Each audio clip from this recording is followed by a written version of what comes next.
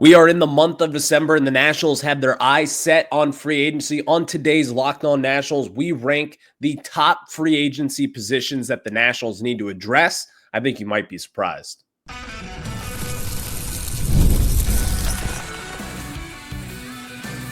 You are Locked On Nationals, your daily Washington Nationals podcast, part of the Locked On Podcast Network, your team every day. And thank you all for making Locked On Nationals your first listen every single day, as we are free and available wherever you get your podcasts. And of course, I'm your host, Ryan Clary. You can catch me over on Twitter at RyanClary11, and as well as our show page at LO_Nationals. For all your latest Nationals news and notes, check us out over on Twitter. And of course, search up Locked On Nationals wherever you get your podcasts, whether it's over on Apple, Spotify, and of course, over on YouTube as well. Look up Locked On Nationals and hit that subscriber button, please. Later on in today's show, Nats Park could be getting some upgrades soon. So what are some upgrades that really kind of need to be done over at the park? We'll have that discussion, the final segment of today's show. I think it's really interesting as the city council, they are meeting and they're trying to get a budget set up for this Nationals team. And we'll see what happens ultimately. But we'll discuss that in today's third segment. The second segment, we have got 3 low-value prospects that you will be buying stock into. I've got 3. I want to know your 3 as well. So tweet at me at RyanClary11 or drop it in the YouTube section, and we'll read some of those off as the week goes on. But we start off discussing the Nationals' free agency needs sitting here today. And what is the Nationals' number one need? Well, I'll give you that. But today's episode is brought to you by our friends over at FanDuel, and you can start the season with a big return on FanDuel. New customers can place a $5 bet, and you'll get started with $150 in bonus bets if you win your first $5 bet. Just visit FanDuel.com to get started. So, as we get into this, we all know about the big Nationals needs. Nationals need a power bat. That's number one on this list. Not even going to entertain other possibilities. But sitting here, I've got a specific kind of need for this Nationals team. A power bat first baseman. You've seen all the reports already this offseason with the Nationals potentially being in on Pete Alonso, and now all of a sudden, Pete Alonso seems to be a little bit out of their price range. Well, Pete Alonso is not the only one who really addresses that issue. The other guy to be kind of thought upon here is Christian Walker, the first baseman for the Arizona Diamondbacks, coming off back-to-back Gold Glove seasons. You saw him last year in the postseason run where him and Starling Marte, they really carried that Diamondbacks team to the World Series. And now you sit here with the Nationals, hopefully getting ready to pounce on one of these guys. I think Pete Alonso, the reports, like which ones are true? Is it true that the Nationals will be trying to go after Pete Alonso? I think that could be true, but also, on the flip side of the coin, is Pete Alonso out of their price range? I lean to the latter there. I think Pete Alonso is going to be out of this Nationals price range. And not because they're not willing to spend the money on him, although that could easily be a possibility here.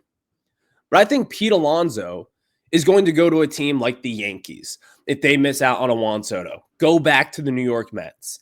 I see him going to a New York team. That's just what makes the most sense. I could see Pete Alonso going back to the Mets. Maybe the Astros come in out of nowhere and get a price for him that no one else sees. I think that's realistic. But that will leave the Nationals with Christian Walker. And by the way, I've talked about Christian Walker a lot this offseason. The one thing that I don't like about Christian Walker, he is going to be 34 years old on opening day. For a first baseman on a team that may or may not contend this season, is that really going to be worth the price to pay a mid-30-year-old first baseman, someone who just had the best few seasons of his career in 2023 and in 2024? Are we really going to go all in on someone who's probably already out of his prime and is probably on the downward slope as we sit here today? That's the kind of thinking process that I think Mike Rizzo will have throughout this process. Because the thing with Christian Walker is this: he's going to help you defensively over at first base. We all remember what Dominic Smith did just last season in 2023. Came over here, provided a Gold Glove caliber defense. The pitching staff got better. The defense got better overall. But as he left this season, you saw no improvement. A helpful first baseman, someone who is good at what they do, it's going to help this team a lot. But ultimately, the power bat should be number one on this list. That is kind of what I hone in on with Pete Alonso and Christian Walker itself. Walker will provide you a better result defensively. With Pete Alonso, he'll carry that offense and probably do it for a lot longer time than what a Christian Walker would. Okay, so that's number one need. Number two, a headline starting pitcher. I'm not talking about going out there and signing a prime Max Scherzer. I'm not talking about going out and trading for a Tariq Skubal from the Detroit Tigers. That's out of the Nationals' price range. But maybe you do hone in on a Jack Flaherty type. Someone who has already expressed that he wants to be back with the Dodgers this offseason. But are the Dodgers really going to spend on him after they just spent on a big old payday for Blake Snell? I don't know at this point. I think Jack Flaherty would be a very interesting name. Someone who's 29, 30 years old, who's had a lot of good seasons under his belt, has done it throughout the postseason, just did it and won a World Series with the Dodgers. He's going to cost probably like 3 years, 55 to 60 million. The Nationals will have to pay a little bit of a loser's tax, as we've talked about this time and time again when it comes to losing teams. But still, you could go out there and add a Jack Flaherty type, and I think that would address a lot of needs in the starting rotation. Because think of it this way. Mackenzie Gore is coming off a pretty solid season where you saw a lot of good, but also some bad. Jake Irvin, first half, put up an all-star campaign, hovered around a 3 ERA in that first half over his first 18 or so starts. DJ Hers, down the stretch, was the Nationals' best pitcher. Those three guys are locks to be in the rotation.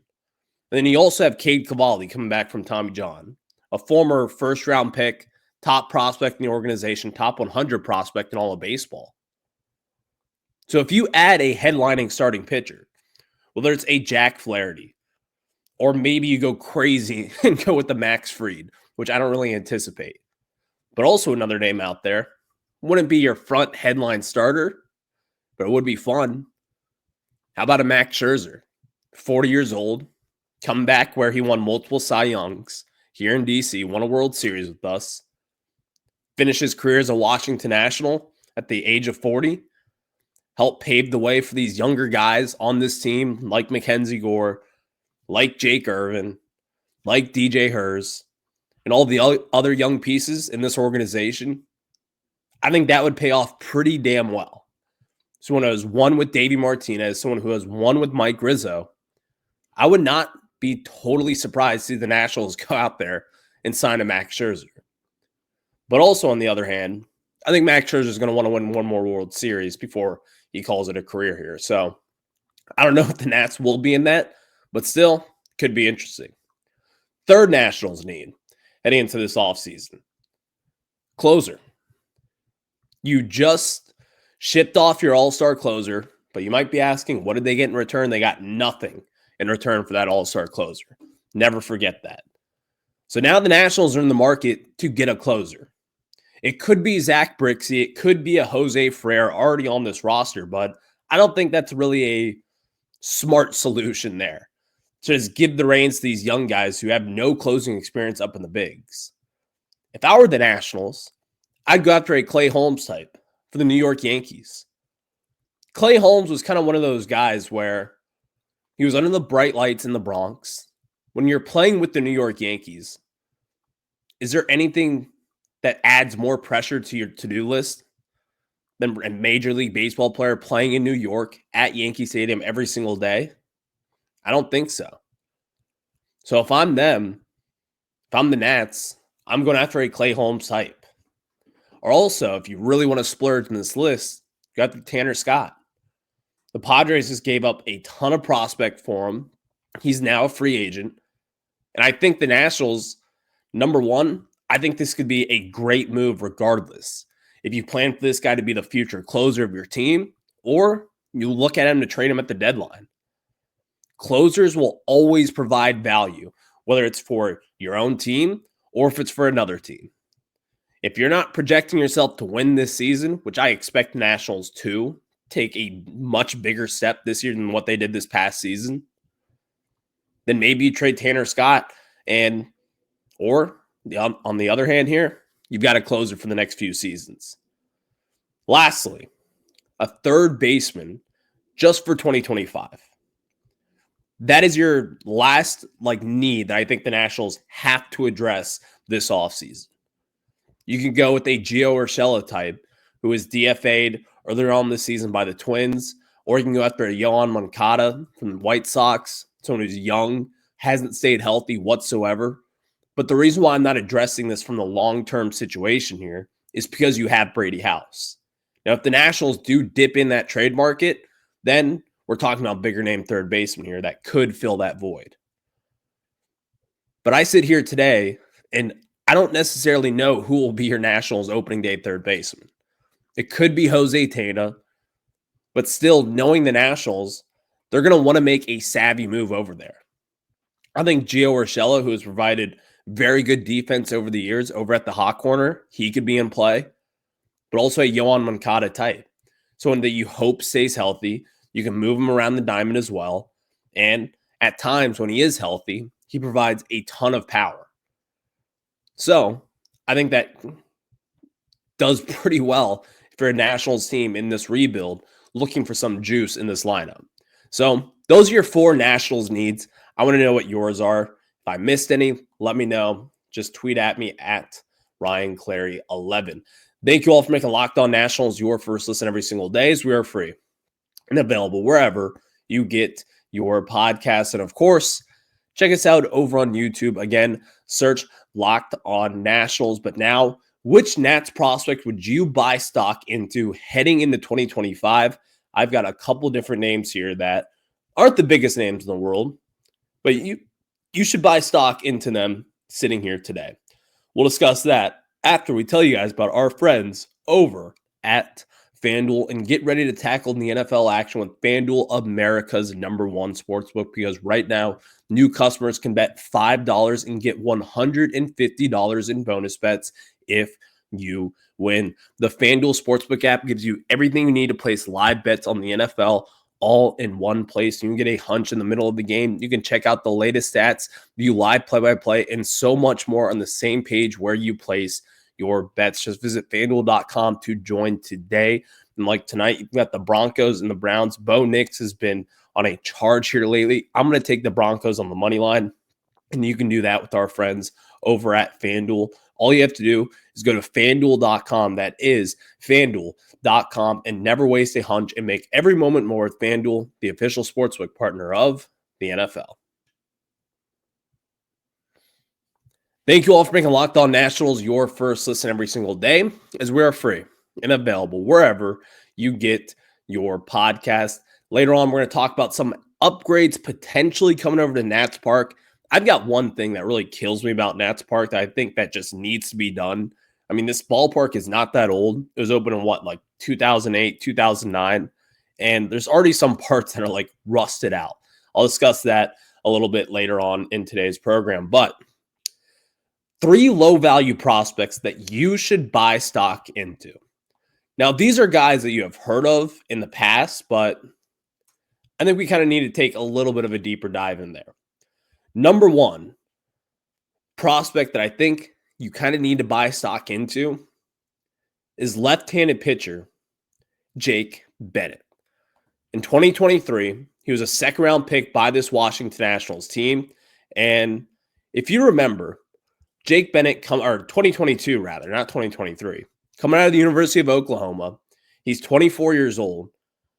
And in that 2023 season, his first debut year, in his 15 starts across multiple different levels, in low A, and then it went up to high A Wilmington.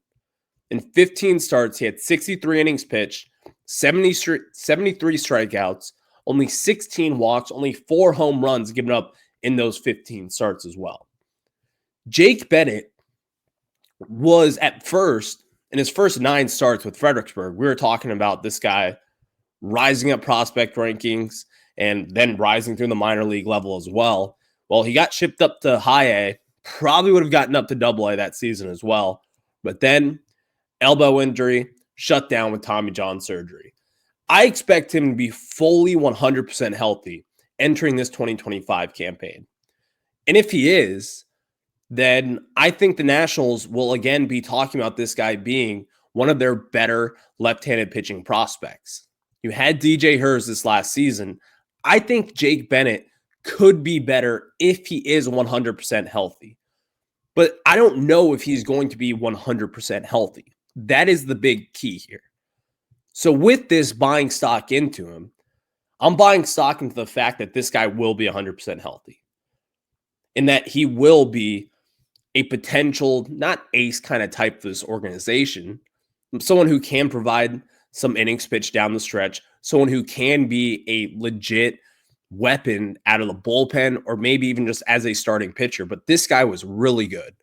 Going back into it, has a fastball, a slider, a changeup. He's got really good control as well. He's going to have to add a fourth pitch, in my opinion, to kind of take those next steps. But I think when you're a year and a half removed from Tommy John surgery, that's a lot of time to learn and to really kind of break down your craft a little bit more. I think Jake Bennett's going to do exactly that. And who knows, maybe he'll add a little curveball or whatever else he could provide nowadays with all the different pitching technology out there. But Jake Bennett, buy some stock into him. Second, we talked about him a lot at multiple different occasions this year. Angel Feliz, 17-year-old, now 18 years old, just turned 18 a few weeks ago. Out of the DSL, he was an all-star down in the Dominican Republic this past season, which obviously bodes well for someone who is still only 18 years old. He's 6'3", plays shortstop and third base. I project him really probably to be in the outfield just because of his stature, sitting at 6'3". He's 185 pounds, pretty big kid. And again, only a kid, just earned 18 a few weeks ago. What he did in his first professional season just can't kind of be overlooked. Batting .310, having an .849 OPS in those 49 games. And also on top of that, he had 9 doubles, 3 triples, 4 home runs, 21 walks, only 36 strikeouts, and stole 27 bases as well. When you're playing in the DSL, you can't lay your eyes on these kind of kids. All we can do is kind of watch box scores and read all the different scouting reports surrounding an Angel Feliz type. So that's what we have done. I think Feliz at this point will probably be a top 10 prospect in this organization if he comes up to the U.S. this next season, plays in rookie ball, gets shipped up to Fredericksburg. And I'd like to see the Nationals kind of put the pedal to the metal a little bit. You need to push these guys up through your prospect rankings, get them up into the U.S., get them up into low A Fredericksburg, and then see what he can do moving forward. One thing that you can really knock Mike Rizzo on over the last few seasons here, you have had a lot of top prospects come through the Dominican Republic that you give a ton of money to, but really you don't see the development. Christian Vaquero is the latest example of that. One of the top prospects coming out of 2020, I believe, of the DR, and the Nationals haven't done much with him. You have not seen him take those steps up. He had like around a 600 OPS in his first pro full season this past season. Angel Feliz is not someone who was a top 10 prospect coming out of the DR. He was not one of the top guys you give all your signing bonus to. He was in a class with Victor Hurtado, who ranks just ahead of him, but still, Feliz, he had the better season this overall first professional year. So I look at him as someone to buy stock into, who may not be the biggest name out there, but he's someone that you're going to want to think about moving forward. Last but not least, shortstop Rafael Ramirez Jr. Rafael Ramirez Jr. was one of the guys the Nationals got back in the Lane Thomas trade, and he wasn't ultra impressive this year. But here's also the thing to consider. He's 19 years old, just turned 19 this past July, and some organizations do this well, others do not, but you kind of rush these guys up through the rankings. The Guardians have been really good over the years developing prospects. The Nationals, on the other hand, have not been very good at it. He's kind of one of those project types, though, that I think could potentially work out. Just looking at his numbers from 2022 and as well as 2023, he had really good numbers. I mean, again, this guy, he's not like stealing 50 plus bases. He's not hitting 50 plus home runs, but he's putting pretty solid contact with there and just anywhere in the field. You've seen him multiple times already with Fredericksburg. This past season, hit a couple bolts here and there. I could see Rafael Ramirez Jr. kind of turning things around once he has the opportunity to do so.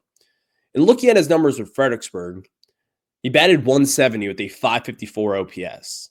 But before that, in Lynchburg, he had a 187 batting average with a 620 OPS. This is just one of those cases where, number one, only played in 71 games, didn't have all the opportunities because now you're in a Nationals farm system that's pretty loaded deep down, especially in low A. And also getting into it with Lynchburg and the Guardians, they've always had a loaded farm system. So the competition is going to be there. But I think with this kid, he's got the tools, but can he put it all together? I'm going to buy some stock into him potentially putting it all together. I'm not saying he's going to be some superstar, but I do think this kid could help you in a way that maybe some did not expect. I would look at him to kind of turn things around heading into 2025. So those are my three guys for you. You got a left-handed pitcher, Jake Bennett, a 2022 second-round pick, shortstop / third baseman, Angel Felice from the DR, 17, 18 years old kid, could potentially turn around, and Rafael Ramirez Jr., a shortstop who kind of could be put around anywhere in the diamond as well. Thank you all for making Locked On Nats your first listen every single day. And now, could Nats Park be getting some upgrades added to the field? We'll discuss that a little bit later on after we tell you about our friends over at Gametime. And I have told you guys all about Gametime, and Gametime has a new feature called Gametime Picks that makes getting tickets for your favorite live events even easier. Gametime Picks filters out the fluff to show you only incredible deals on great seats, so you don't have to waste time searching through thousands of tickets. I can tell you guys about when I went to the Caps game just a few weeks ago. I pulled up Gametime app as I was walking up to Capital One Arena. 2 clicks away, bam, I had seats in my phone, and I just walked right in time for puck drop, and it was perfect. And of course, you can get super deals with our friends at Gametime, and curated deals to make it easier to find the best price on great seats. And the lowest price is always guaranteed, and there's even event cancellation protection just for you in case anything comes up last second. So take the guesswork out of buying tickets with Gametime and download the Gametime app, create an account, and use code LOCKEDONMLB for $20 off your first purchase. Terms apply. Again, create an account and redeem code LOCKEDONMLB for $20 off. Download Gametime today. What time is it? It's game time. Thank you all for making Locked On Nats your first listen every single day, as we are free and available wherever you get your podcast. There could be some upgrades coming to Nats Park, but real quickly here, we're up against the show. Have you guys ever noticed the Nationals Park scoreboard is like sun bleached at this point? Like the red is not popping like it used to. It looks almost like it's orange, like like a creamsicle orange. That's what it looks like at this point. As far as upgrades that come to Nats Park, I think there really isn't that much that is needed. I think there's a little bit of a facelift that needs to happen. Get rid of some of the rust on the iron, whatever else that is kind of blatant holes there at Nats Park. I do think there should be more natural light in the walkways there, but I mean, that's issues that we can easily get in front of here, in my opinion. But the Nationals Park scoreboard, if I'm the city council and if I'm the Lerner family meeting with them, talking about upgrades that need to happen, it starts with the scoreboard. You need to get a better paint job on there. It's just a bad look, really. Because this is a nice stadium and a nice area at this point. You would like to have one of the more nicer things about that park with that huge scoreboard to look nice at the least. Because at the end of the day, it's just paint. Get a fresh coat of paint on there. Get a new sign that says Nationals Park. it's going to cost you a couple $100,000 maybe, but still for owners and for a city, that should be nothing. So I did want to talk about that though, as we got into the show today. So thank you all for making Locked On Nats your first listen. Enjoy tonight's Monday Night Football action. I will catch you on the flip side. Have a good one. Go Nats.